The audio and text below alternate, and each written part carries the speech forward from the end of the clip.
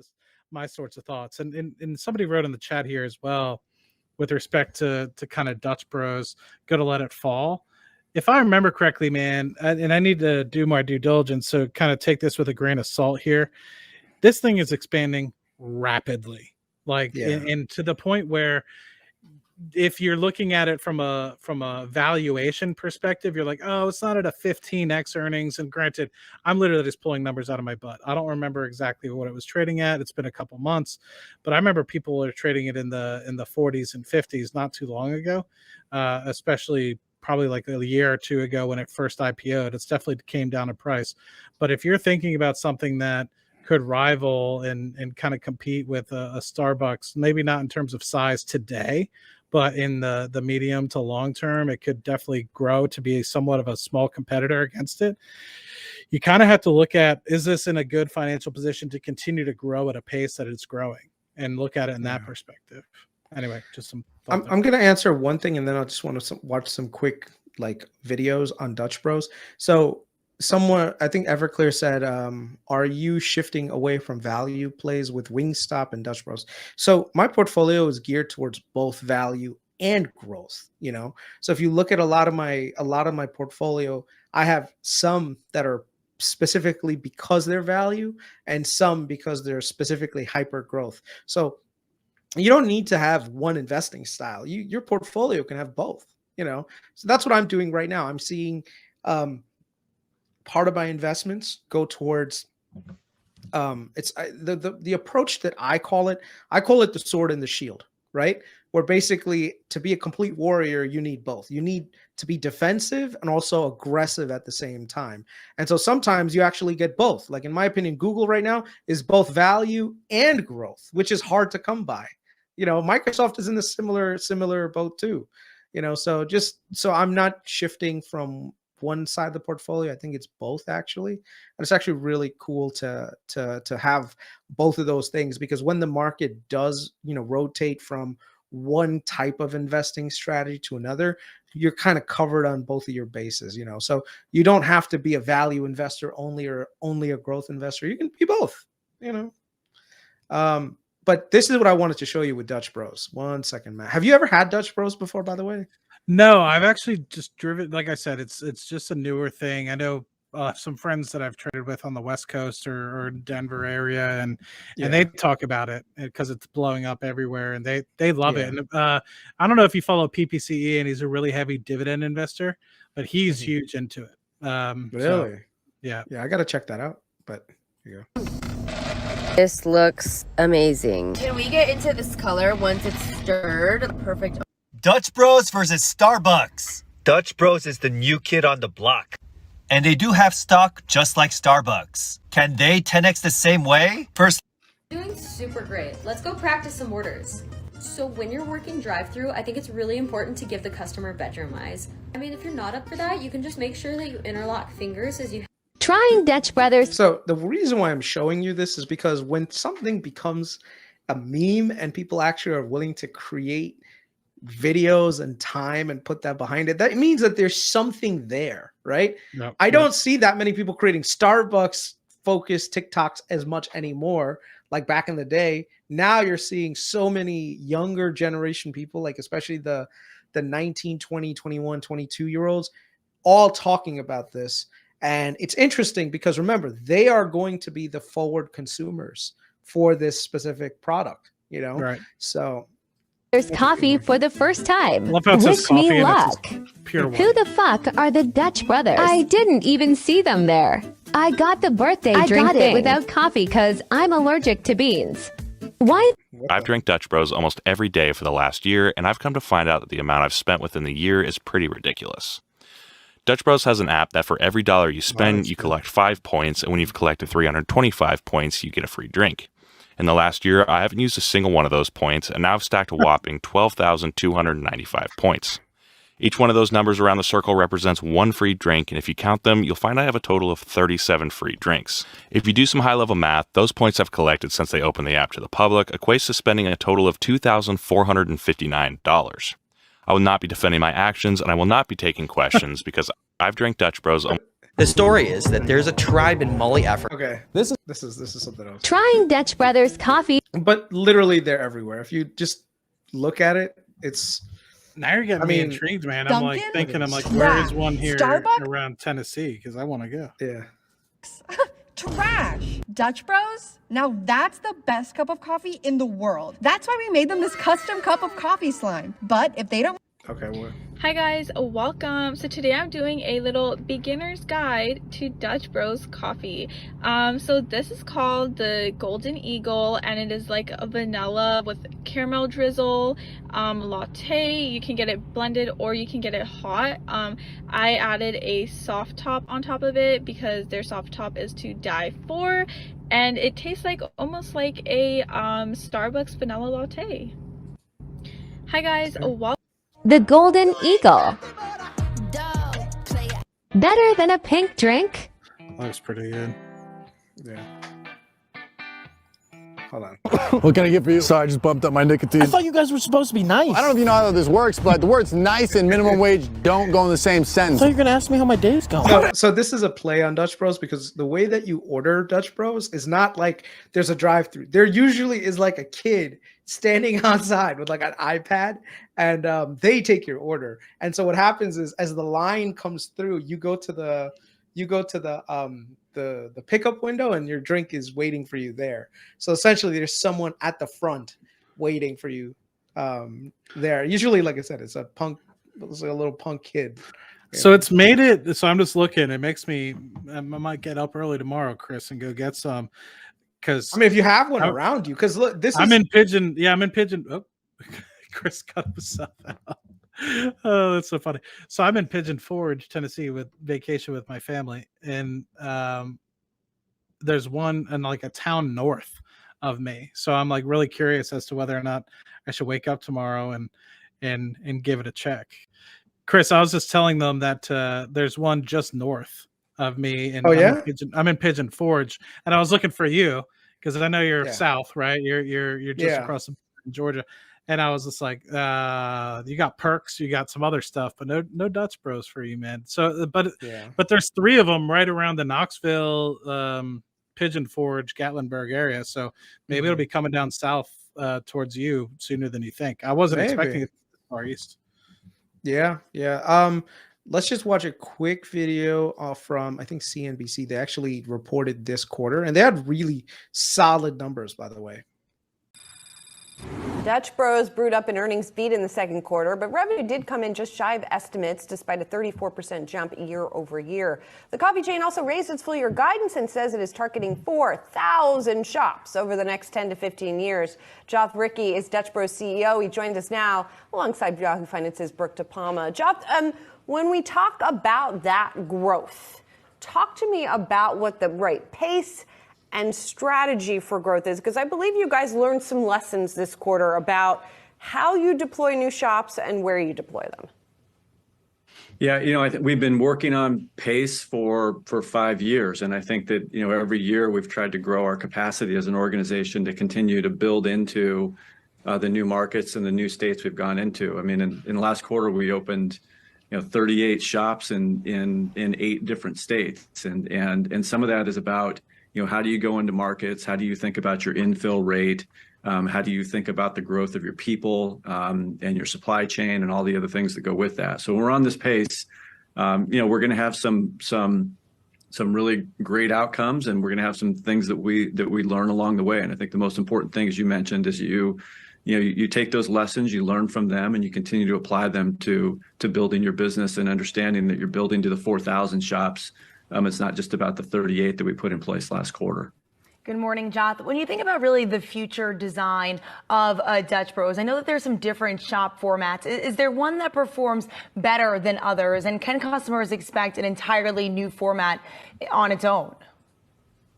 Well, I think that over the 30 years of this company, I think that we have evolved our shop format. We've evolved the way that it looks, the size that it is, the way that it could handle the capacity of customers that we have. So, you're not just managing, in some of our smaller markets, our shop footprint is very small. In some of our new larger markets, like in Oceanside, California, or some of the things we have in Texas, you have to build out a much larger footprint to be able to handle the traffic that comes through the line. Looks So really good. I think the beauty of what we've done is we'll continue to evolve and we'll continue to learn about customer expectations, how technology plays into that, how we continue to refine the inside of our shop operationally to make sure that it's efficient as possible to manage for the future. So, I don't think you ever stop thinking about how you design what you do, and you continue to work on how consistent improvement over and over and over.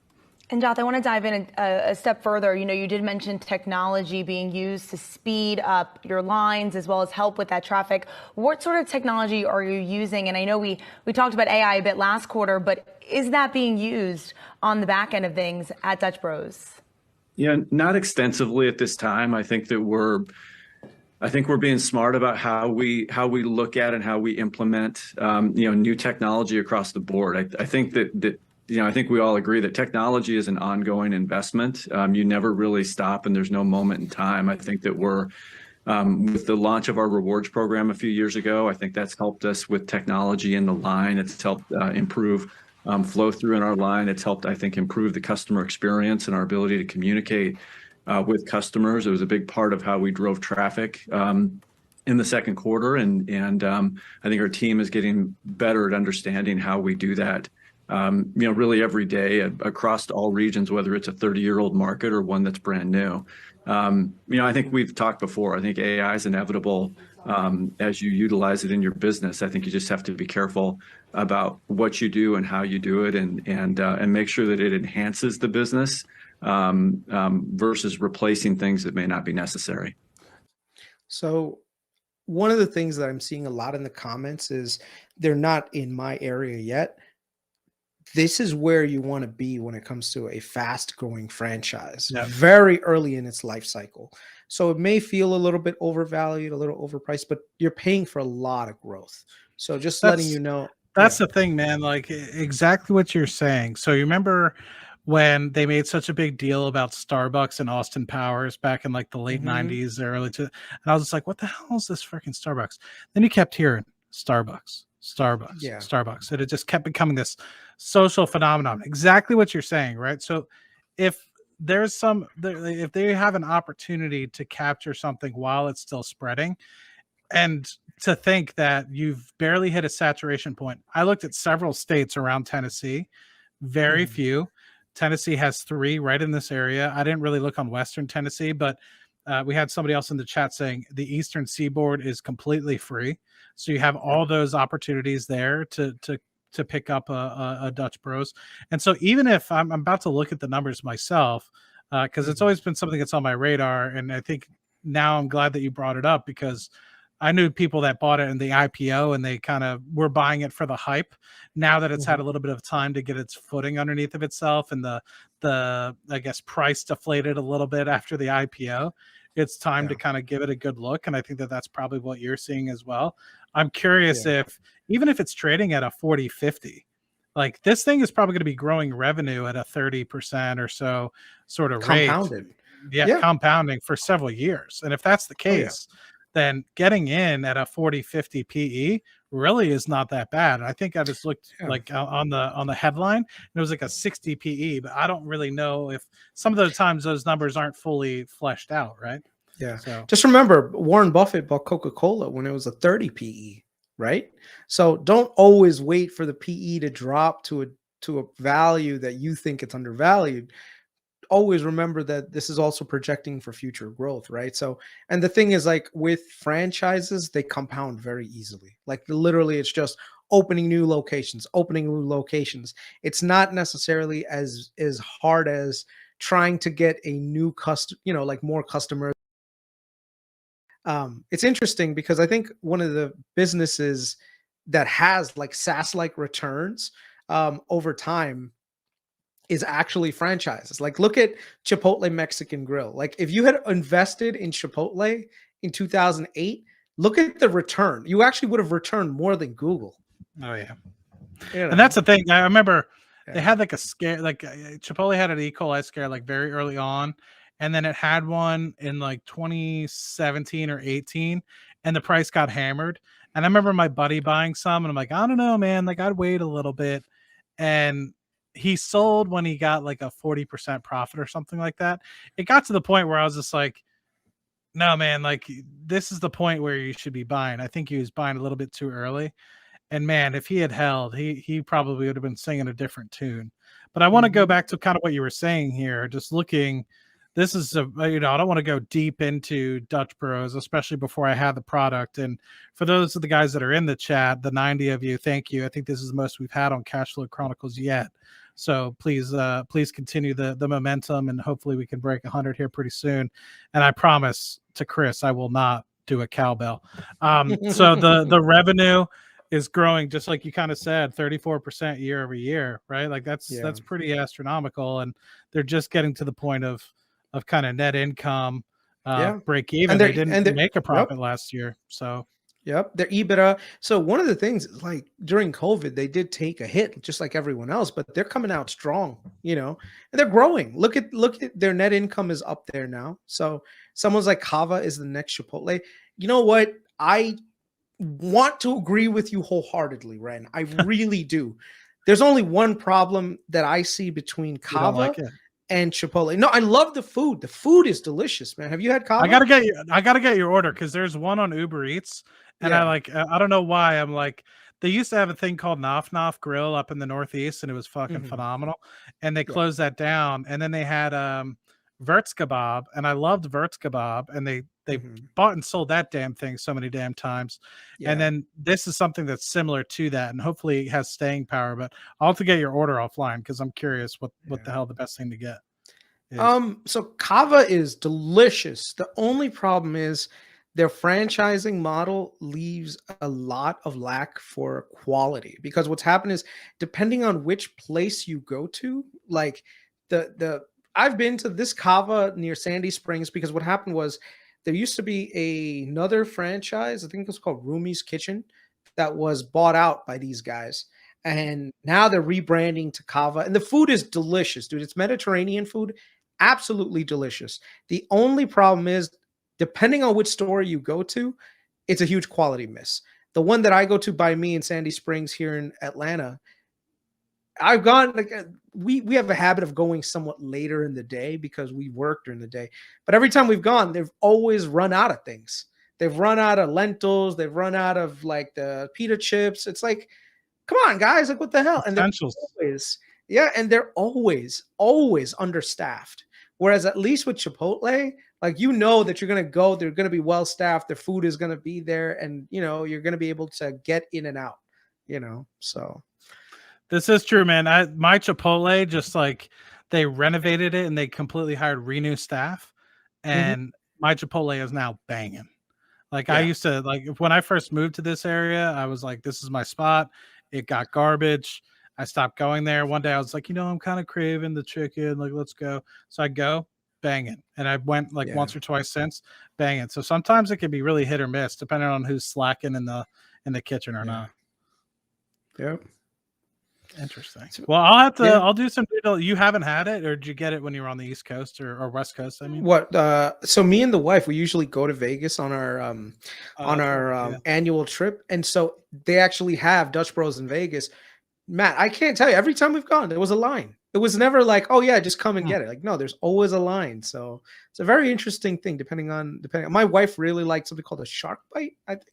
The shark bite. With a foam top, which is, I don't know. Like, you have to try the different things. Like, some of it is, it's not just coffee. It's also like energy beverages, like energy drinks that they actually just make in house. So, but I will say this, it's terrible for you. It's fucking loaded with sugar. All right. Like, loaded to the brim with sugar. So if you're diabetic, it's pretty bad. It's pretty bad. Like, I used to just be like a pure black coffee guy when I went to Starbucks.